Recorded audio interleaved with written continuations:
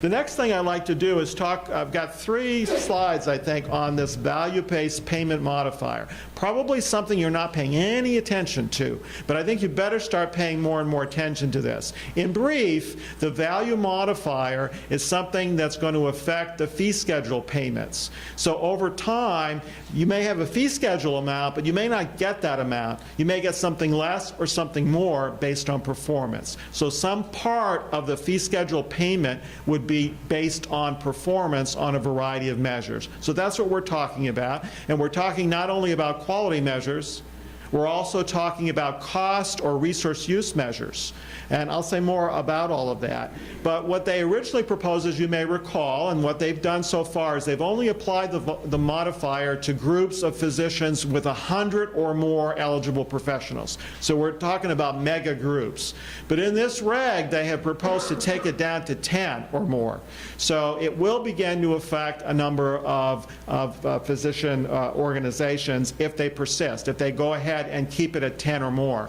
Now, they might take it up a little bit. It's a little unclear, but no matter what, by 2017, under current law, every physician in the country is supposed to be affected by this value modifier.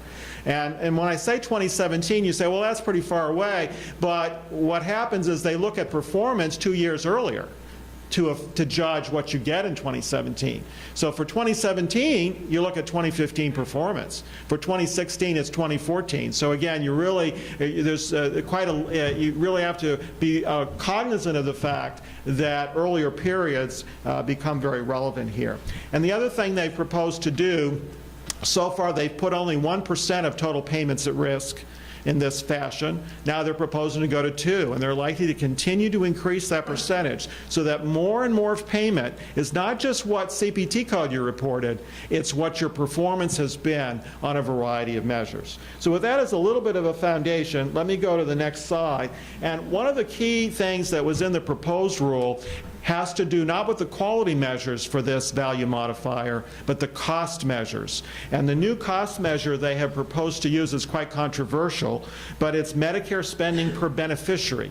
And this particular measure looks at patients who are admitted to the hospital. So that's the starting point for looking at a patient, somebody who's actually gone in the inpatient setting. And then they look at all of the spending around all of that and come up with a Medicare spending per beneficiary cost.